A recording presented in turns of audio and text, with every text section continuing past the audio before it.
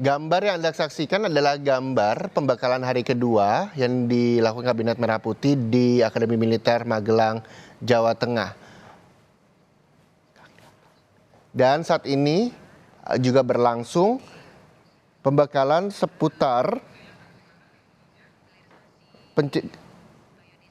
materi yang disampaikan hari ini terkait dengan hilirisasi, B100, food estate, makan bergizi, dan juga strategic review.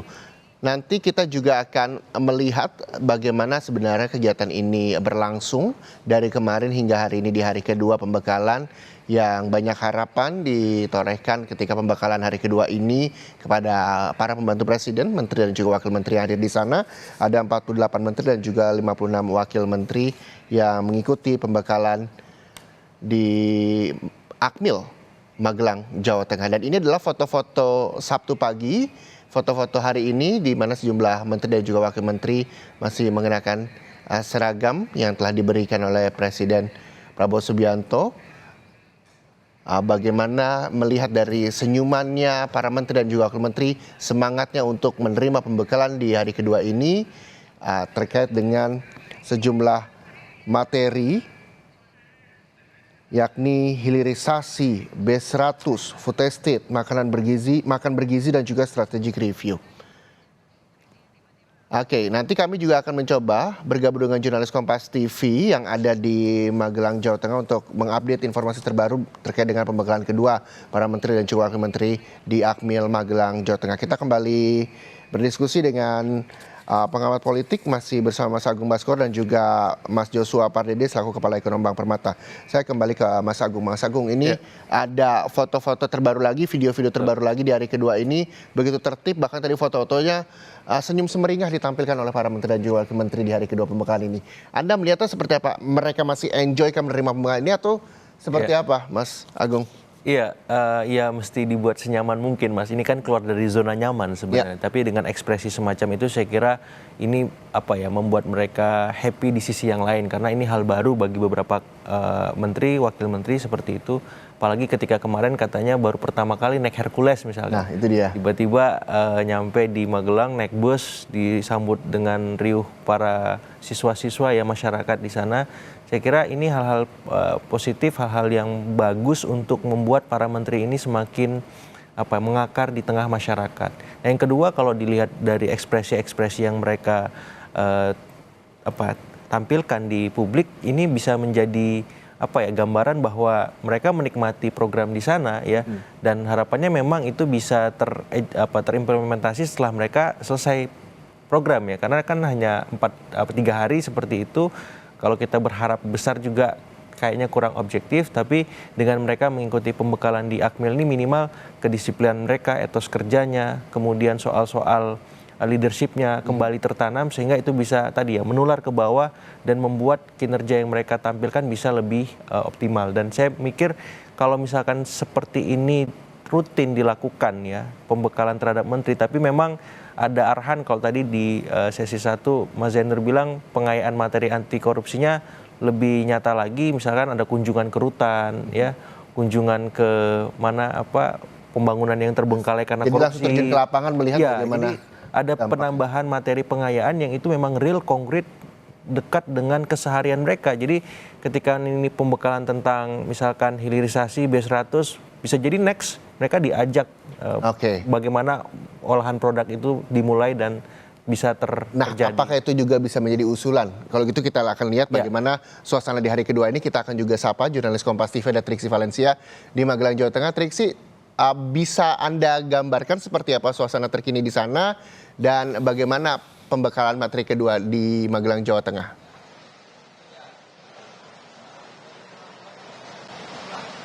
Iya Reza, tadi kalau kami mengkonfirmasi dengan sejumlah jajaran kabinet Merah Putih yang ada di dalam melalui pesan teks menyampaikan bahwa tadi usai sarapan pagi Presiden Prabowo Subianto kembali memberikan arahan di dalam kepada jajarannya.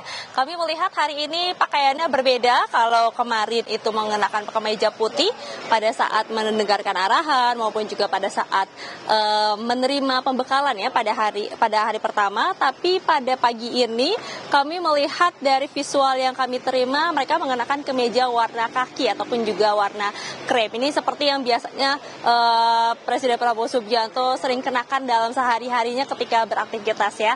Nah, kemudian terkait dengan agenda hari ini tadi nampaknya memang ada perubahan sedikit Reza dan juga saudara.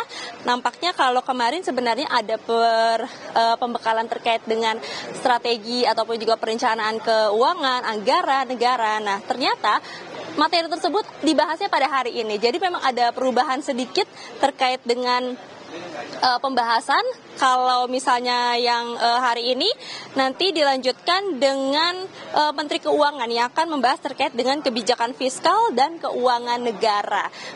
Sedikit kita membahas terkait dengan hal ini, bagaimana keuangan negara ini menjadi perhatian khusus untuk kemudian bisa dipahami secara bersama-sama tentunya dalam jajaran Kabinet Merah Putih, karena memang banyak sekali program-program prioritas yang nantinya akan diterapkan ataupun juga yang akan mulai dilakukan pada pemerintahan Prabowo Gibran, seperti misalnya makan bergizi, kemudian juga ada dari perekonomian, target-target ekonomi keuangan yang ingin dicapai yakni hampir 8%, lalu kemudian juga ada terkait dengan hilirisasi yang tentu saja ini memerlukan investasi maupun juga keuangan negara untuk kemudian bisa memulai dari hilirisasi ini bisa dilakukan ataupun juga diterapkan. Nah, yang berubah ternyata pada hari pertama kemarin sudah dibahas terkait dengan hilirisasi. Hilirisasi kalau kami melihat dari jadwal ini ada dari Bahlil Lahadalia, Erick Thohir dan juga ahli yang menyampaikan terkait dengan hilirisasi, karena kalau kita mengacu pada pernyataan dari Presiden Prabowo Subianto pada saat sidang Kabinet Perdana mengingatkan kembali bagaimana hilirisasi ini akan menjadi proyek ataupun juga menjadi program yang dilanjutkan dari pemerintahan Joko Widodo.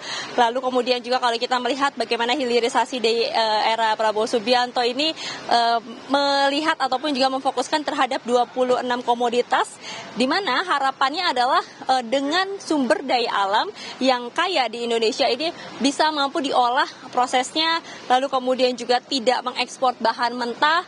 Lalu kemudian juga ini harapannya adalah bisa membuat perekonomian negara. Itulah yang menjadi perhatian dalam hilirisasi di pemerintahan Prabowo Subianto, yang tentunya ini menjadi perhatian terhadap kementerian-kementerian lain untuk bisa menyesuaikan ataupun juga untuk bisa mensupport dari program hilirisasi ini. Nah, tapi kalau misalnya kita berkaca ataupun juga berbicara terkait dengan hilirisasi, di mana memang harapannya ataupun juga yang ingin dicapai adalah kemandirian dari ekonomi negara, lalu kemudian juga tidak mengekspor bahan mentah, tentu ada sejumlah tantangan yang harus diakali ataupun juga harus diantisipasi dari pemerintahan, seperti misalnya dari hilirisasi ini kan kita akan mengolah dari bahan-bahan mentah yang kita punya sebelum nantinya akan dijual. Memang positifnya adalah akan membuka lapangan pekerjaan, tapi tentu tantangannya adalah bagaimana membangun industri pengolahan di dalam negeri itu sendiri, karena lagi-lagi akan membutuhkan investor, kemudian juga melihat dari bahan mentah apa yang akan diolah, bagaimana kemampuan, keahlian dari smelter yang kemudian dimiliki oleh negara untuk bisa mengolah. Nah, inilah yang akan menjadi tantangan, termasuk juga nanti harus memitigasi terkait dengan navigasi, proteksionisme dan juga keterbukaan. Nah, inilah yang harus dilihat dari pemerintahan Prabowo Subianto ketika ingin memajukan hilirisasi ataupun juga melanjutkan program hilirisasi ini. Dan nantinya Reza dan juga saudara, yang juga akan dibahas adalah terkait dengan food estate ataupun juga makan bergizi, yang kita juga melihat bagaimana ini menjadi program utama dalam pemerintahan Prabowo Subianto dan juga Gibran Rakabuming Raka, yang menargetkan akan memberikan makan bergizi kepada anak-anak seperti misalnya di sekolah, kemudian juga ibu hamil, untuk tujuannya adalah meningkatkan sumber daya manusia sehingga nanti akan berbobot, kemudian juga akan lebih memajukan dari sumber daya terlebih dahulu untuk kemudian nanti bisa berkembang dan juga bisa membantu bagaimana perkembangan ataupun juga kemajuan dari bangsa negara Indonesia ini. Reza.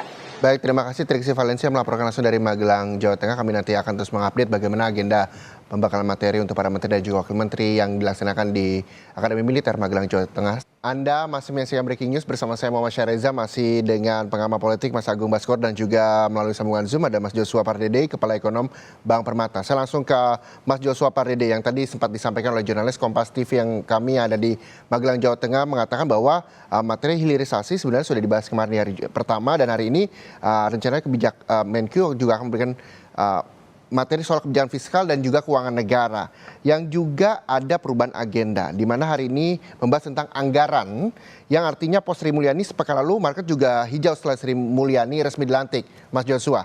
Yang juga menjadi pertanyaan saya adalah, ini kan Kementerian Keuangan lepas dari Kemenko Perekonomian, langsung berkoordinasi ke Presiden. Yang istimewa juga adalah pertama kali Menkyu dibantu oleh 3 wamen. Pertanyaannya adalah apakah ini bisa membuat target Presiden akan lebih cepat dan efektif tercapai dari pandangan Anda, Mas Joshua? Ya, saya pikir memang ini perubahan struktur dari Kementerian Keuangan yang sebelumnya di bawah pengawasan Kementerian Koordinator Bidang Perekonomian saat ini menjadi langsung reporting kepada Presiden. Saya pikir ini menjadi salah satu hal yang positif ya, di mana kalau kita lihat dalam hal proses birokrasi artinya ini akan jauh lebih cepat ya, tanpa lagi harus menunggu ataupun harus berkoordinasi lagi dengan Menko Perekonomian. Dan tentunya tadi karena tadi langsung dalam pengawasan Presiden, tentu kebijakan strategis pun terkait dengan fiskal ini akan bisa langsung diputuskan ya. Meskipun memang tentu yang kita lihat dalam hal pengelolaan anggaran ya, yang di 2025 ini khususnya di APBN 2005 adalah yang kita perlu tekankan adalah terkait dengan penambahan dari kementerian lembaga, lalu juga terkait dengan program prioritas pemerintah ya, yang dimana kita tahu bahwa MBG menjadi salah satu prioritas penting. Lalu juga dalam pidato presidennya pada saat pelantikan, Presiden mengatakan adanya swasembada pangan, swasembada energi dan juga hilirisasi. Jadi saya pikir 3 itu, dan juga kemarin dari sisi ada wacana juga Presiden juga akan melakukan pemutihan ya terhadap kredit bermasalah dari kredit pada nelayan dan juga petani. Saya pikir ini pun juga akan bisa berdampak positif ya kepada kondisi ekonomi. Jadi tentunya harapannya semuanya itu dalam hal pengelolaan fiskal, harapannya ini akan bisa lebih cepat terselesaikan ataupun terlaksana. Namun tentunya tadi bagaimana pengaturan pos anggaran ini terkait dengan wamen, saya pikir ini pun juga harusnya akan jauh lebih dengan penambahan 1 wamen lagi, harapannya ini akan jauh lebih terkhususkan lagi, artinya nanti 1 wamen terkait dengan penerimaan misalkan, 1 wamen terkait dengan misalkan pengelolaan belanja, 1 wamen terkait dengan misalkan pengelolaan utangnya. Saya pikir ini semuanya tujuannya saya pikir akan jauh lebih fokus ya, dalam rangka supaya fiskal kita bisa lebih sehat, namun tetap bisa mendorong pertumbuhan ekonomi kita sesuai dengan aspirasi Presiden. Jadi secara tidak langsung apakah maksudnya akan ada perebutan tanda kutip begitu terkait dengan anggaran antara jumlah kementerian yang bertambah dengan program prioritas? Maksudnya demikian, Mas Joshua?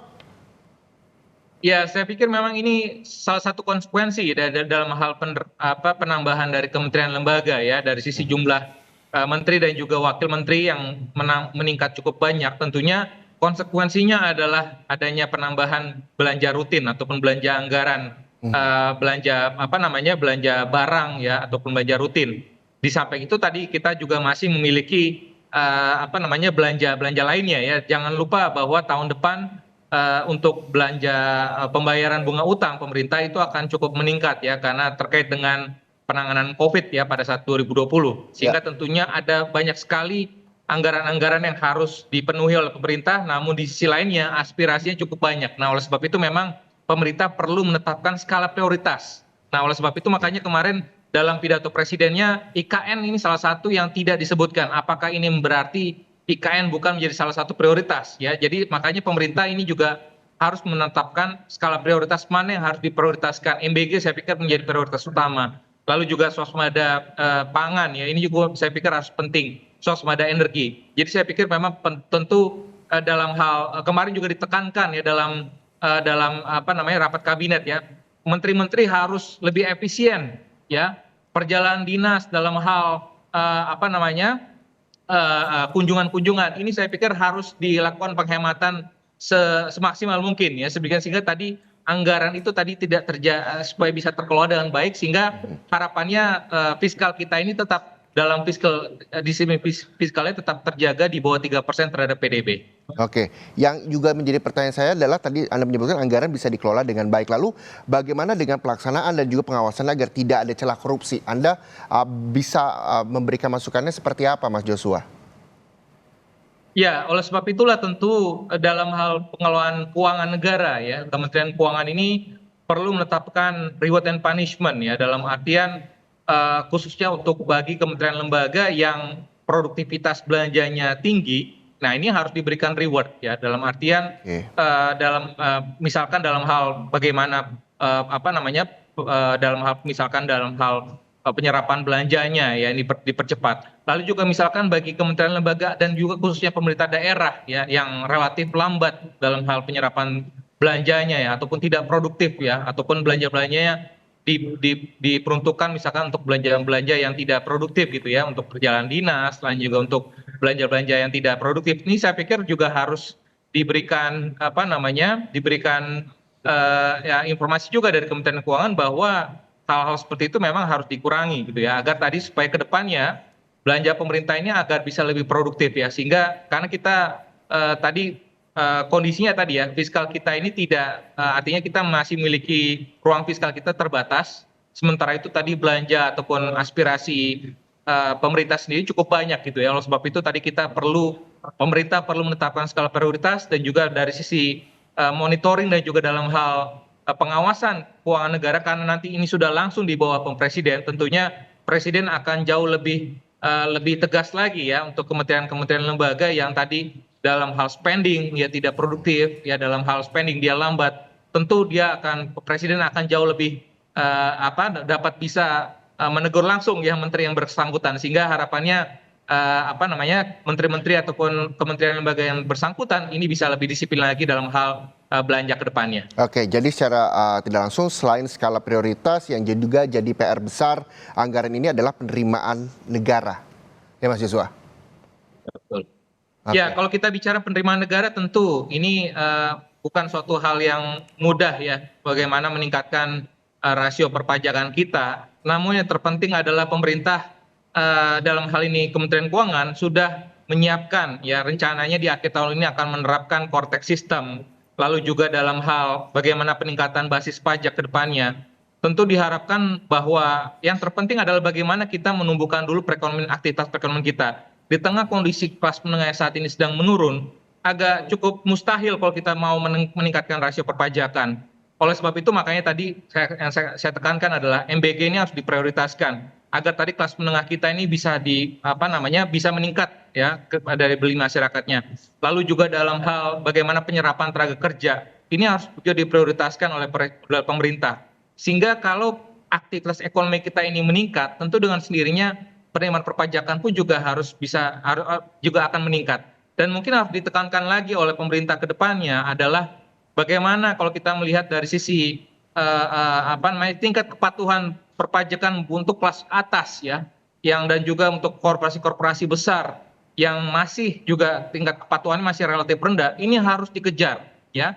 Dan bagaimana untuk khususnya high net worth individual ya, ini juga saya pikir bisa diimplementasikan juga di Indonesia. Artinya karena ketimpangan di Indonesia ini cukup besar, makanya oleh sebab itu saya pikir buat high net worth individual saya pikir harus dipajaki yang lebih besar juga ya, sehingga tadi harapannya pajak yang kita pajaki oleh pemerintah dari high net worth individual tersebut ini bisa dimaksimalkan oleh pemerintah untuk mendorong tadi untuk belanja bantuan sosial, untuk mendorong pendidikan kita, untuk meningkatkan kesehatan kita, lalu juga untuk swasembada pangan, swasembada energi dan lain sebagainya, sehingga aspirasi pertumbuhan ekonomi kita pun juga akan bisa tercapai. Oke, nah selanjutnya saya juga akan tanya ini dari Mas Agung Baskoro, pengamat politik. Mas Agung, tadi Mas Joshua juga sudah menggambarkan bahwa banyak yang memang harus diprioritaskan. Begitu. Nah, yang juga menjadi pertanyaan saya adalah kalau kita lihat ini koalisi yang tergambar ini tidak hanya di parlemen tapi juga di kabinet. Begitu. Nah, secara logikanya adalah ini juga justru menguntungkan Prabowo Subianto untuk mengejar target seperti makanan bergizi gratis begitu. Apa yang bisa Anda lihat dari hal tersebut? Iya, pertama kalau dilihat dari postur Kementerian Keuangan ya, ada 3 wamen, 1 menteri, tergambar di sana bagaimana teknokratisnya Kementerian Keuangan ya. Ya. Hanya ada wamen 1, Mas Thomas, yang memang berasal dari Gerindra.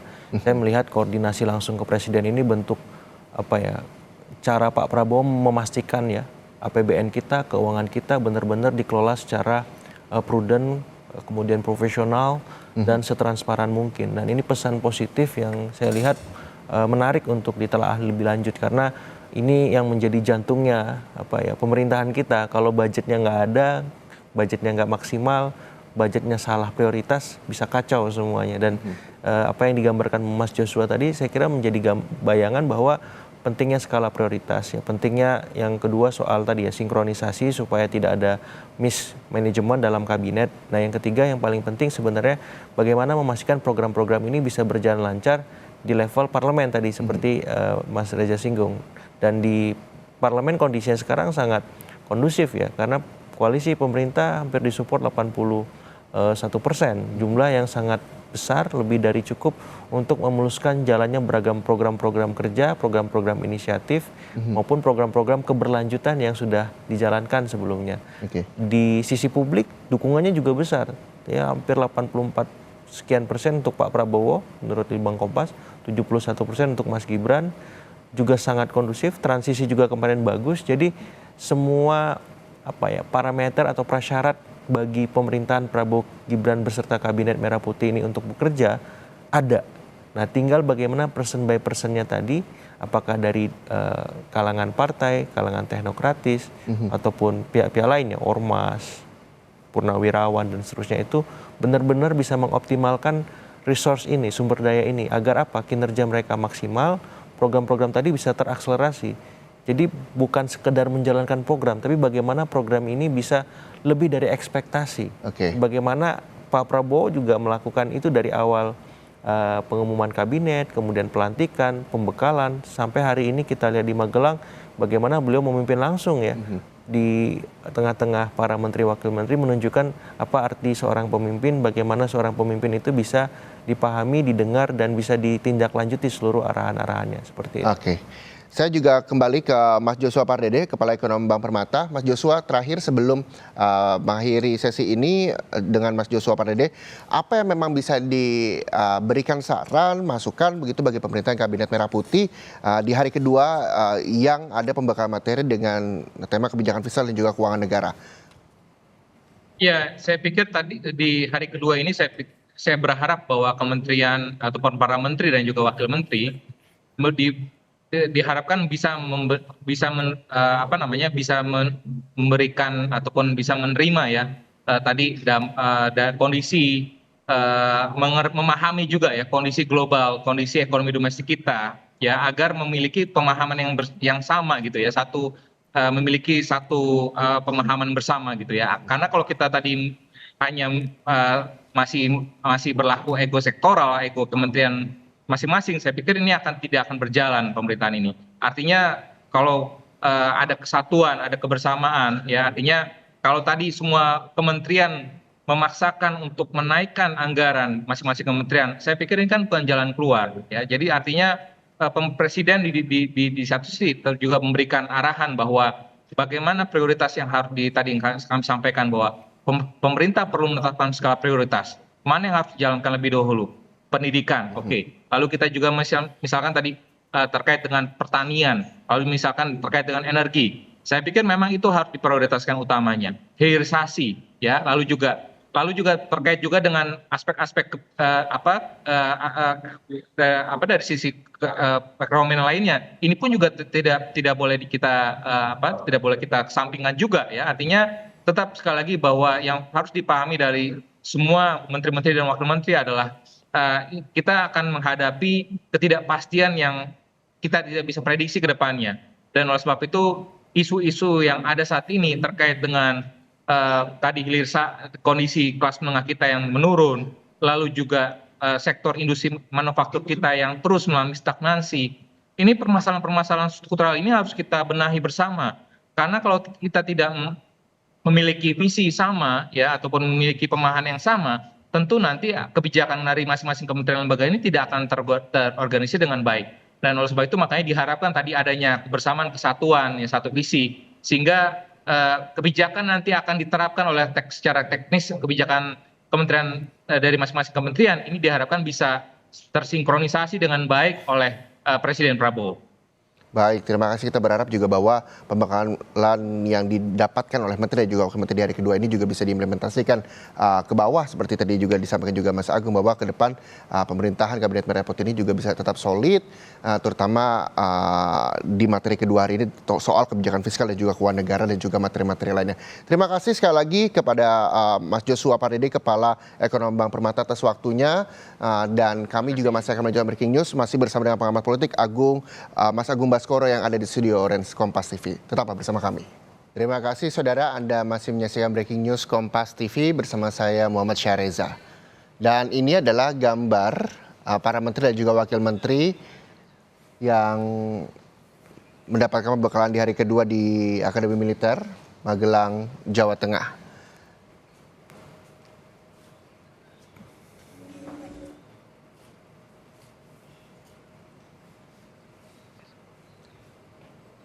Pembekalan hari kedua anggota kabinet di Akademi Militer Magelang, Jawa Tengah ini tadi juga sempat disampaikan terkait dengan pembahasan materi yang diterima para menteri dan juga wakil menteri adalah kebijakan fiskal dan juga keuangan negara. Sementara soal hilirisasi ternyata sudah dibahas di hari pertama pembekalan.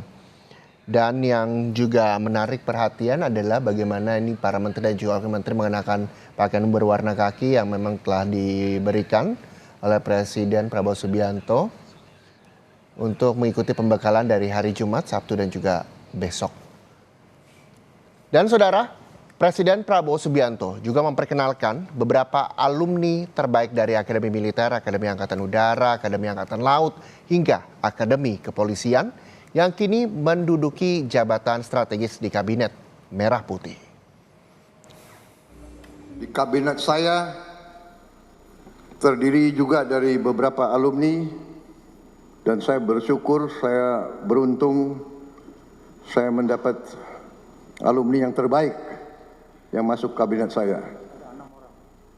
Ternyata ada 6 lulusan terbaik Adi Makayasa di kabinet saya.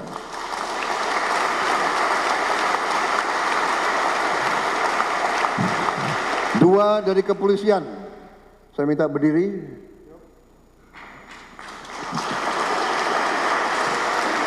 Dua-duanya Jenderal Bintang 4, dua-duanya mencapai puncak karier sebagai Kapolri, dua-duanya masih mengabdi kepada negara dan bangsa. Kemudian dari TNI 4 juga. Tadi 2, dari TNI 4. Saya minta berdiri.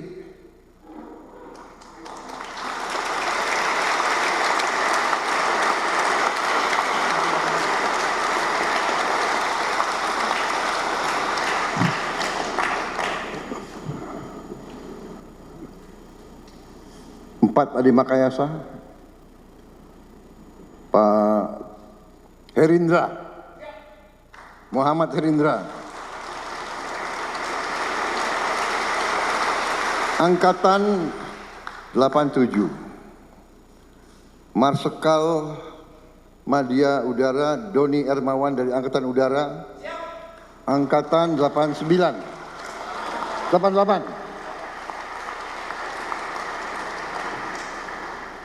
Kemudian Iftita, lulus alumni. Siap, 1999. 1999. Kemudian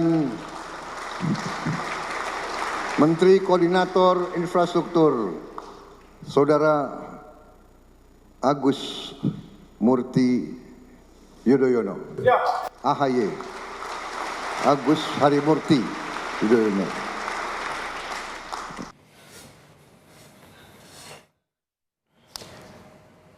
Dan saudara, untuk membahas terkait dengan pembekalan materi di hari kedua ini, saya juga masih bersama dengan Mas Agung Baskoro, pengamat politik yang sudah hadir dari pagi tadi terkait dengan membahas apa saja agenda yang memang dilaksanakan di Magelang, Jawa Tengah. Dan kami juga akan terus memperbarui informasi yang kami peroleh di hari kedua pembekalan para menteri dan juga wakil menteri di Akademi Militer Magelang, Jawa Tengah. Yang juga menjadi pertanyaan saya, tadi kita juga sempat membahas terkait dengan hasil survei Prabowo Subianto yang mendapatkan angka 84,1%. Ini survei Kompas September 2024. Citra positif Prabowo Subianto tergolong tinggi, 84,1%. Tadi juga disebutkan sama Mas Agung Baskoro terkait hal tersebut. Nah, ini kan citra responden ini diambil dari laki-laki dan juga perempuan dengan beragam latar belakang. Dari mulai ekonomi kelas bawah, menengah, dan juga atas. Apakah ini bisa jadi modal bagi Prabowo Subianto buat mengambil kebijakan dan tidak populis? Anda melihatnya seperti apa, Mas? Iya, dukungan yang besar tadi saya kira memang bisa menjadi arahan bagi beliau untuk membuat kebijakan, keputusan yang tidak populis. Tapi di fase awal pemerintahannya endorse-nya lebih baik dihindari dulu. Karena apa? Karena tadi udah ada arahan program quick win ya Mas. Kecuali memang ada kondisi geopolitik, geostrategi di luar yang membuat kita harus menyesuaikan beberapa hal, utamanya soal anggaran seperti itu. Tapi bila kondisinya tidak memaksa, alangkah baiknya prioritas quick win tadi dituntaskan dan dikirimkan pesan kepada publik bahwa pemerintahan Prabowo Gibran ini cukup capable untuk mengirimkan pesan optimis, pesan harapan bahwa mereka bisa memastikan kemajuan Indonesia itu berlanjut ya dari Presiden Jokowi ke kini Presiden Prabowo. Dan harapan itu saya kira bukan sekedar harapan ya, apalagi ketika melihat ya dari awal sampai akhir ya ketika ada pembekalan di Magelang, Pak Prabowo ini terus bekerja secara konsisten tanpa mengurangi kualitasnya. Pemilihan menteri-menterinya juga menarik. Tadi ada sempat disinggung ada 6 penerima Adi Makayasa ya. Saya kira itu pesan yang sangat kuat di internal kabinet bahwa mereka ini orang-orang terbaik. Harapannya kerjanya juga sangat baik. Jangan sampai malah sebaliknya seperti itu. Dan vibes soal militer sipil ini menarik Mas Reza. Kenapa? Karena selama ini kan seringkali militer sipil ini dipertentangkan, dibenturkan ya, tapi di sini bisa dipersatukan dan saya lihat ini komunikasi yang positif ya, komunikasi yang emansipatorik supaya masing-masing pihak ya baik militer baik sipil bisa saling memahami satu sama lain, bahkan bisa memberikan dampak positif sebagaimana kita lihat ketika pembekalan dilakukan di Magelang seperti itu. Dan harapannya yang sipil juga paham bahwa mereka harus dalam tanda petik mengkombinasikan kerja dengan pendekatan militer dan saya kira ini bisa membuat ya performa kabinet semakin lebih baik karena di antara militer sipil ini sebenarnya bisa saling melengkapi, bisa saling membuat suasana yang lebih sinergis dan dalam tanda petik mengakselerasi program-program pemerintah itu menjadi lebih mudah karena ada pendekatan top down-nya tapi juga tidak melupakan pendekatan bottom up-nya dan di saat yang sama otomatis komunikasi dua arah dan komando kan biasanya satu arah nih. Ya. Mau nggak mau yang militer juga harus dua arah.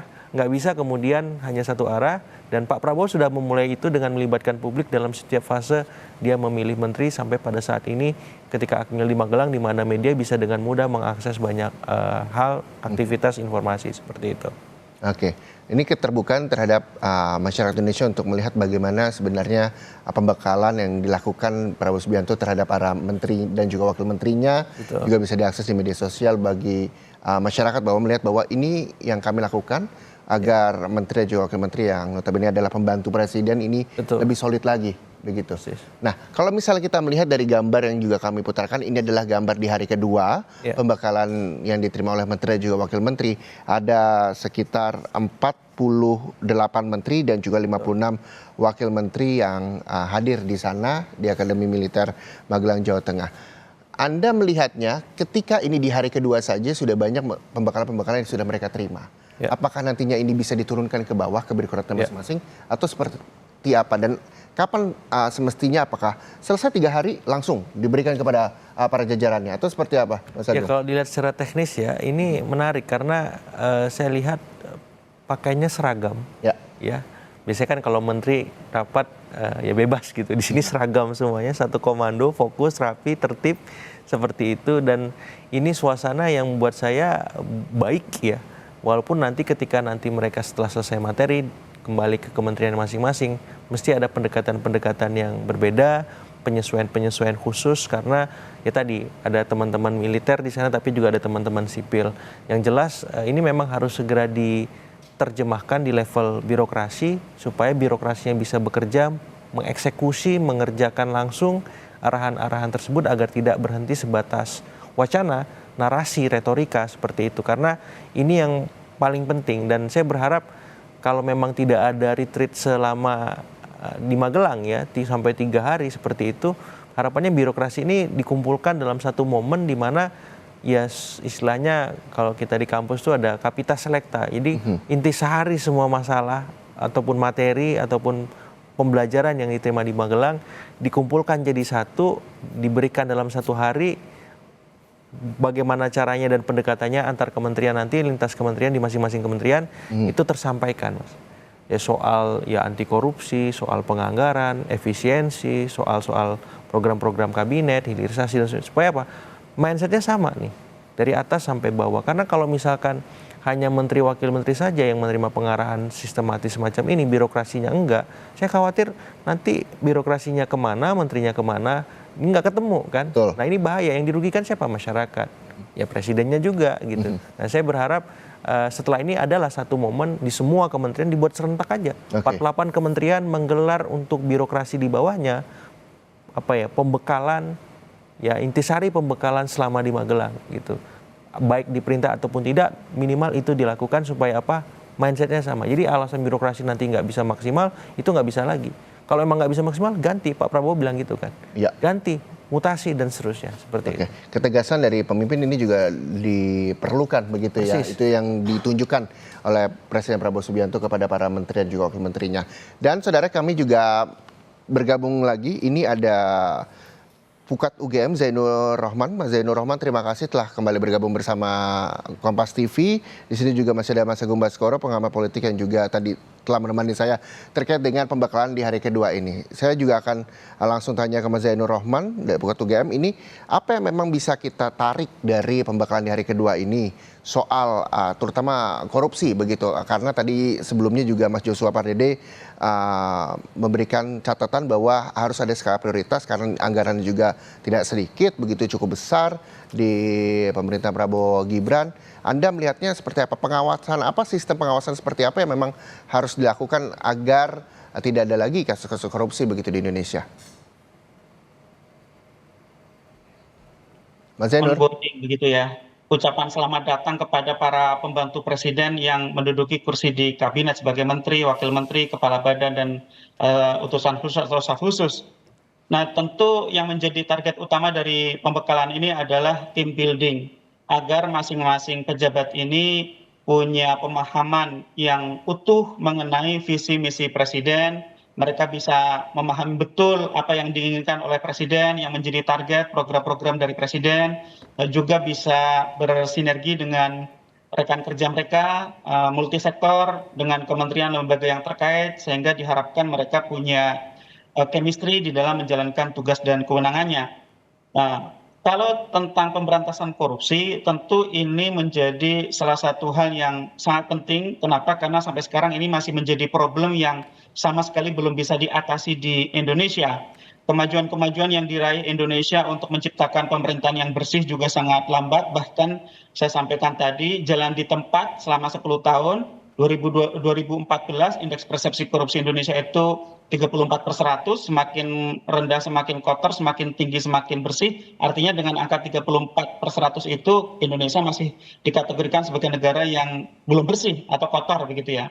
Nah sekarang di tahun 2024 yang itu potret terakhirnya ada di tahun 2023, indeks persepsi korupsi masih sama 34/100. Memang beberapa kali pernah naik, Mas Reza. Naik, tapi kemudian turun lagi secara drastis itu setelah revisi Undang-Undang KPK melalui Undang-Undang Nomor 19 Tahun 2019. Disinyalir setelah KPK itu ditundukkan di bawah kekuasaan eksekutif, para penyelenggara negara semakin berani, tidak lagi takut melakukan korupsi.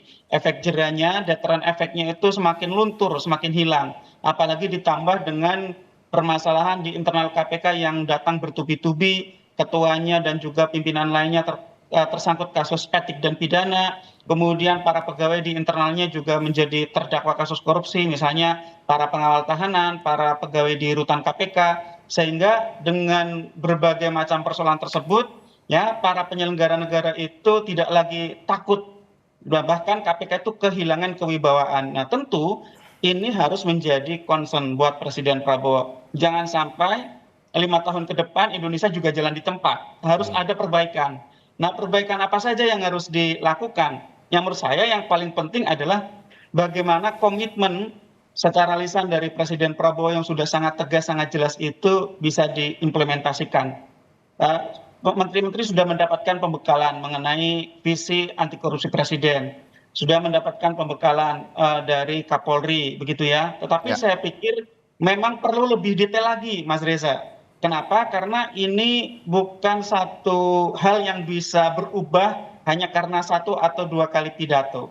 Orang tidak mengubah niatnya untuk melakukan korupsi hanya karena diberi pidato. Sehingga menurut saya katakan tadi perlu adanya diskusi yang spesifik, misalnya dengan contoh kasus, ya kasus-kasus yang itu real terjadi korupsi di masa pemerintahan sebelumnya, kemudian dibedah bersama-sama, disimulasikan apa yang menjadi faktor penyebab korupsi, terus kemudian bagaimana para pelaku itu melancarkan aksinya, bagaimana kemudian instrumen pengawasan itu berhasil membongkar, kemudian apa dampaknya, dampak kepada diri menteri, kepada nama baik kementerian, bahkan juga sampai kepada dampak terhadap integritas nama baik dari kabinet. Saya pikir itu perlu dibedah, mereka perlu sharing dari hati ke hati, bahkan perlu dibuat FGD begitu ya, sampai menurut saya perlu adanya, saya tadi katakan, visualisasi bagaimana korupsi itu terjadi sampai juga dampaknya. Saya pikir menteri-menteri ini nanti di kesempatan berikutnya perlu diajak untuk berkunjung ke rutan tipikor di KPK atau juga di Guntur, juga perlu diajak berkunjung ke lembaga pemasyarakatan khusus tipikor di Sukamiskin agar mereka tervisualisasi, Mas Reza. Kalau Anda ini macam-macam, besok Anda akan seperti ini. Jadi menurut saya kalau ada visualisasi seperti itu, Mas Reza, itu Mas lebih mengena begitu ya. Itu mungkin Mas Reza. Jadi saya lihat ini memang awalan, saya katakan ini awalan ini memang perlu gitu ya. Dikumpulkan, kemudian diinduksi, kemudian ada onboarding begitu ya, ada kalibrasi niat, juga ada team building agar mereka bisa bekerja sama. Tapi sekali lagi ini nggak cukup. Sekali lagi yang tadi saya sampaikan, ini yang perlu lebih ditekankan oleh Presiden secara praktik, secara real adalah bagaimana pengendalian, bagaimana pengawasan, bagaimana evaluasi. Yang itu tidak bisa diserahkan kepada konvensional. Harus diberikan tugas secara khusus, ya, tertulis kepada apakah kementerian, apakah lembaga, atau badan tertentu yang ditunjuk. Kalau tadi misalnya diskusi sebelumnya, arahnya misalnya kepada KSP, silakan. Tapi berikan tugas itu secara tertulis. Bahwa KSP punya tugas untuk melakukan pengawasan dalam menjamin pemerintahan yang bersih di kabinet ini, gitu ya. Jadi nanti kalau itu diberikan tugas, Mas Reza, maka akuntabilitasnya bisa diukur, begitu ya. Nah, tadi saya sampaikan, ini kabinet ini harus punya tawaran-tawaran yang konkret, yang real, yang bisa diukur secara kuantitatif, termasuk misalnya kalau ada bentuk-bentuk pelanggaran yang itu tidak terdeteksi, berarti kan institusi pengawasnya juga perlu diminta akuntabilitas, Mas Reza. Oke, sepakat tadi yang juga disampaikan oleh Mas Agung bahwa ya pembekalan ini tidak hanya pembelian materi, walaupun itu juga penting, tapi juga alangkah baiknya ada kunjungan-kunjungan ke lapas seperti Mas Zainul juga tadi sampaikan. Iya, saya kira pembekalan materi apakah bisa diusahakan hari ini nanti ya, apakah kelak gitu seperti itu bagus. Jadi kayak metode bermain peran, gimana kalau tertangkap tangan misalkan, gimana kalau misalkan mereka membedah sebuah anggaran kita cukupnya hanya misalkan bergizi gratis 71 triliun. Kementerian mana saja sih yang dapat anggaran 71 triliun itu misalkan. Disimulasikan saja. Supaya apa tergambar dalam benak mereka anggaran saya hanya dapat 1 triliun, dengan 1 triliun ini saya ngapain ya? Inovasinya apa? Yang bisa saya lakukan di kementerian misalkan Kementerian Pendidikan Dasar dan Menengah misalkan. Atau Kementerian Pendidikan Tinggi ya. Sehingga apa? Sehingga mereka sudah terbayang kira-kira besok mau ngapain aja. Dari mulai anggarannya, tupoksi kerjanya, efeknya kalau nggak profesional. Gimana ya rasanya kalau di reshuffle? Undang tuh menteri yang pernah di reshuffle. Undang tuh menteri yang pernah dipenjara. Atau tadi ya, jadi saya kira kalau bisa banyak metode supaya apa? Supaya tertanam dalam alam bawah sadar mereka dan alam sadar mereka, bangun tidur, tidur lagi ya, bekerja. Gimana nih cara hilirisasi biar tercapai misalkan? Gimana makan siang gratis biar melebihi ekspektasi publik? Jarang kan kita dengar makan siang gratis sukses biasa. Makan siang gratis mampu melebihi target misalkan. Itu kan wow gitu. Hilirisasi berhasil dilakukan di semua sektor, bukan hanya pertambangan dan energi, tapi di seluruh kehidupan bangsa kita misalkan. Jadi kan maksud saya pencapaian-pencapaian itu kita butuhkan. Kita hari ini kekurangan berita baik Mas di bidang pemerintahan, di bidang politik, di bidang-bidang kehidupan publik, sehingga kalau performa kinerjanya bagus, ini bisa memberikan efek viral yang ke bawah juga maksimal ke birokrasinya. Dan mau nggak mau nih birokrasi juga mau nggak mau sudah mungkin siap-siap ya. Nih gue akan gimanain nih sama menteri wakil menteri gue nih abis dari Magelang kan, mereka bertanya-tanya, ya saya kira langsung aja briefing apakah pendekatannya militer, sipil atau dikombinasikan, karena birokrasi ini ujungnya seperti itu. Harus ada strategi setelah pembekalan ini selesai. Betul. Itu yang akhirnya satu visi begitu. Satu visi ya? Semuanya sampai di level bawah, bahkan bila perlu nanti masyarakat juga dalam tanda petik dengan acara semacam ini kan masyarakat mau nggak mau mikir, wah presiden saya dari teman-teman angkatan darat nih, Pak Prabowo mantan Danjen Kopassus misalkan, Pangkostrat seperti itu. Wah ini berarti kehidupan berbangsa kita harusnya lebih tertib, gue harus lebih tertib nih, lebih baik, lebih terkoordinir, lebih fokus.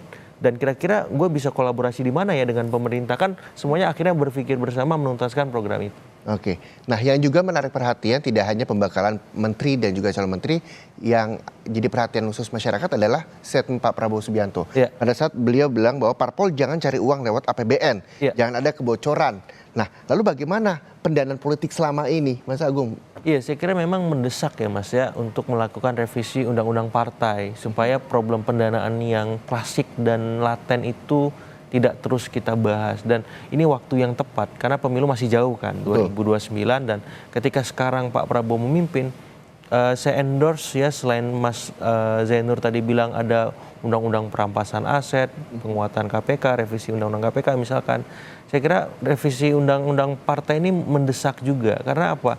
Karena ini akar muasal semua hal masalah kita di negeri ini ya.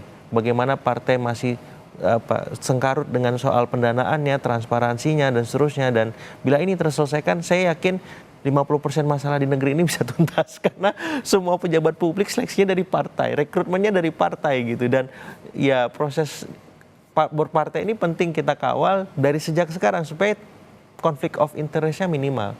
Kalau bahasan revisi undang-undang partai itu dilakukan menjelang pemilu, itu khawatir ada banyak kepentingan yang bermain. Tapi kalau sekarang kan masih jauh pemilunya. Jadi segera dikebut juga, ini bisa menjadi program quick win berikutnya kalau memang ya ada arahan Pak Prabowo serius membenahi partai politik kita. Oke, terlepas dari pembenahan partai politik yang juga tadi Mas Agung sampaikan masih 2029 begitu, yang saat ini dilakukan adalah di hari kedua pembekalan. Tadi juga jurnalis Kompas TV menyampaikan bahwa di hari ini ada materi soal kebijakan fiskal dan juga keuangan negara. Ini yang juga menjadi perhatian publik, di mana nanti dananya dikorupsi nggak ya? Ini koruptor-koruptor seperti apa perlakuan hukumnya, begitu, itu yang juga menjadi terus menjadi pertanyaan dari masyarakat Indonesia. Saya juga ingin ke Mas Zainur. Mas Zainur, ini apa yang memang bisa nantinya diimplementasikan dari mulai pembekalan di hari kedua ini terkait dengan materi kebijakan fiskal dan juga keuangan negara, yang nantinya publik bisa percaya lagi dengan anggaran-anggaran yang ada di pemerintahan Prabowo Gibran, bahwa tidak diselewengkan begitu ya? Iya, Mas Reza, kalau kita lihat ini kan sebenarnya Presiden Prabowo ini ingin menjadi pemimpin yang besar begitu ya, pemimpin yang agung. Kita lihat betul instrumen-instrumen yang ditampilkan itu kan menunjukkan ke arah sana. Nah, menurut saya tidak usah tanggung-tanggung juga begitu ya. Menurut saya ini dengan koalisi yang bahkan sebagian pihak mengatakan oversize begitu ya, oversize coalition gitu ya, koalisinya sangat besar, ini sekaligus juga bisa digunakan untuk melakukan konsolidasi kekuatan politik. Karena di dalam kabinet Prabowo ini kan semua isinya juga ada ketum-ketum parpol begitu ya. Nah, artinya apa? Artinya perlu komitmen bersama dari pemimpin-pemimpin politik, elit-elit politik kita untuk duduk bersama begitu ya, agar ke depan ya semua upaya itu diperuntukkan bagi kebaikan bangsa dan negara. Jangan lagi untuk kepentingan kelompok atau bahkan pribadi masing-masing. Kalau tadi misalnya pembahasan soal apa? Pembahasan soal pendanaan politik. Menurut saya betul problemnya itu memang di undang-undang parpol. Sampai sekarang parpol kita itu sangat tidak sehat, Mas Reza. Misalnya apa? Yang perlu pertama kali dibongkar adalah parpol itu sebagai instrumen demokrasi harusnya dapat demokratis di internal parpolnya sendiri. Sekarang parpol itu bukan merupakan institusi yang demokratis, kan ironis. Institusi yang seharusnya merupakan institusi demokrasi, tetapi internalnya tidak demokratis. Maka undang-undang parpol itu juga seharusnya bisa direvisi untuk menuju demokratisasi di internal parpol. Bagaimana keputusan-keputusan di internal parpol itu tidak dimonopoli oleh ketua umum. Yang ketua umumnya kan 10, 20, 30 tahun tidak diganti, Mas Reza, gitu ya. Dimiliki oleh keluarga-keluarga seperti warung saja, Mas Reza, gitu ya. Nah, ini seperti warung kelontong gitu. Nah, kalau ingin memperbaiki, maka demokratisasi parpol itu mutlak. Yang kedua adalah sistem integritas internal partai politik. Bagaimana mengenai kaderisasi, bagaimana mengenai rekrutmen di internal parpol dan seterusnya. Nah, satu yang orang lupa, Mas Reza, di depan mata kita itu kita akan menjalankan pemilu kada serentak, kecuali DIY. Untuk kan DIY tidak ada pilkada di provinsinya, karena ini Pemda DIY. Nah, artinya apa? Artinya di depan mata ada tantangan untuk menyelenggarakan pilkada agar ini tidak menjadi lingkaran setan korupsi. Pilkada kita dari tahun ke tahun dulu itu selalu dipenuhi dengan politik uang, menimbulkan politik biaya tinggi menimbulkan orang untuk terdorong melakukan korupsi. Korupsinya diakumulasi untuk ikut pemilu kada berikutnya, kemudian suatu saat bisa tertangkap oleh KPK atau kejaksaan gitu. Nah, ini di mana peran dari parpol juga untuk mencegah terjadinya politik uang yang sangat marak di Indonesia. Ini tentu perlu untuk dibahas gitu ya. Nah, sehingga menurut saya memang pertemuan di Magelang ini menurut saya punya potensi banyak ya, tidak sekadar untuk team building, tetapi juga sebagai bentuk cara untuk mencapai konsensus bagi elit-elit politik, tetapi bukan harusnya ya, bukan untuk kepentingan elit-elit oligarki, tapi harusnya itu digunakan sebagai wahana untuk membangun konsensus bersama. Presiden Prabowo berkali-kali katakan, kalian setia ya, tidak kepada Prabowo, tapi kepada bangsa dan negara. Artinya itu kan juga harusnya bisa disampaikan juga kepada partai-partai pendukung. Kalau partai-partai pendukung ini sudah satu suara, Mas Reza, banyak sekali permasalahan Republik ini bisa diselesaikan. Baru perampasan aset misalnya, surpresnya sudah diberikan oleh Presiden Jokowi ke DPR. DPR-nya takut mereka nanti akan menjadi korban pertama dari pemiskinan, Mas Reza. Nah, tapi kan kalau elit-elit politiknya, ketum-ketumnya ini sudah saling berkomunikasi dan membangun kesepakatan bersama untuk tidak menjadi pencuri uang rakyat lagi, itu harusnya bisa diselesaikan segera. Kenapa? Karena dengan koalisi yang sangat besar, mungkin sekitar 80% suara di parlemen, artinya Presiden Prabowo harusnya bisa dengan mudah menggolkan berbagai rancangan undang-undang yang dibutuhkan untuk memperbaiki kondisi bangsa. Kalau tadi saya sebut ada RUU perampasan aset, ada RUU KPK, tadi Mas Agung menyebut RUU Parpol. Tapi kan pertanyaannya, mereka yang hadir di Magelang itu kan kepentingannya juga tidak tunggal, Mas Reza. Mereka kan terdiri dari banyak parpol yang punya kepentingan-kepentingan kelompok juga. Nah, inilah yang seharusnya memang dikelola betul oleh Presiden Prabowo jika memang ingin dicatat oleh sejarah sebagai pemimpin yang besar, Mas Reza. Mungkin nggak sih, Mas Agung, ketika memang tadi yang disampaikan Mas Zainur soal undang-undang perampasan aset, RUU KPK, RUU Parpol seperti yang disampaikan tadi juga. Iya, dengan dukungan besar dari publik dan elit, saya kira nggak ada yang nggak mungkin, Mas. Karena kita tahu kemarin juga waktu Presiden Jokowi menjabat ada berapa undang-undang itu dalam sehari selesai. Ketok magic kan, tok jadi gitu. Nah, saya kira apalagi sekarang gitu, sangat kondusif bagi Pak Prabowo melakukan apapun. Dan kalau memang orientasinya publik, saya kira undang-undang yang baik itu segera diselesaikan saja. Itu juga quick win, artinya nggak butuh anggaran kan. Artinya ketika kita ngomong 100 hari kerja, patokannya bukan hanya program-program fisik, program-program yang terlihat, tapi program-program non fisik yang sifatnya sangat fundamental bagi pembangunan demokrasi, konstitusi kita, itu juga bisa menjadi capaian yang luar biasa, bahkan bisa dikenang sepanjang sejarah. Nah, saya endorse dieksekusi saja undang-undang tadi ya, perampasan aset, kemudian KPK diperkuat lagi lewat revisi baru, kemudian undang-undang partai, undang-undang ya, paket undang-undang politik kan selain partai ada penyelenggara pemilu, pilpres, pilkada, pileg, Yang juga atau jadi undang-undang satu lain yang memang Ya. bermasalah di era sebelumnya direvisi, diketok, itu bisa masterpiece-nya Pak Prabowo. Pencapaian yang monumental yang bisa diingat sepanjang zaman. Kalau memang beliau benar-benar ingin menjadi pemimpin yang dikenang sepanjang masa oleh Indonesia rakyat kita, seperti itu. Kita juga masih menanti begitu bagaimana nantinya pemerintahan Prabowo Gibran ini juga bisa lebih mengedepankan apa yang diinginkan masyarakat Indonesia. Tapi kita harus jeda sejenak, saudara. Breaking News Kompas TV masih akan kembali saja, tetaplah bersama kami.